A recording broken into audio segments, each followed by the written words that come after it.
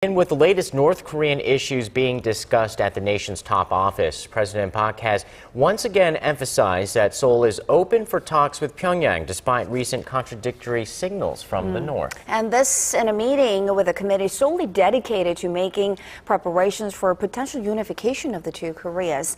And of course, our presidential office correspondent Choi Yoo-sun has more.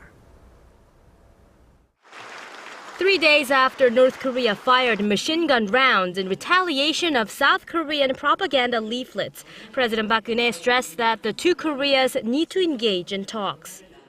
전쟁 중에도 대화는 필요하다는 말이 있듯이 한반도 긴장 완화와 평화 정착을 위해서는 대화가 지속되어야 합니다. 고위급 접촉을 남북 관계 개선의 기회로 삼아야 합니다.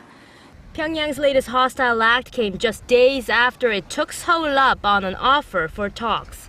At our Unification Preparatory Committee's second meeting Monday, the South Korean president said when the two sides meet, they should talk over the possibility of the South lifting sanctions that were imposed after the North torpedoed a South Korean warship in 2010.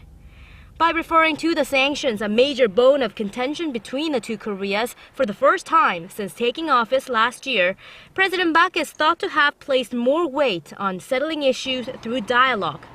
The president, however, took a cautious tone about mending ties with North Korea, saying inter-Korean relations have always been double-sided. 섣부른 판단으로 남북 관계의 환경을 바꾸는 것은 매우 위험한 일입니다. 그렇기 때문에 정부는 앞으로도 도발에는 단호히 대처해 나가되 대화의 문은 항상 열어놓고 평화 정착을 위해 노력해 나갈 것입니다.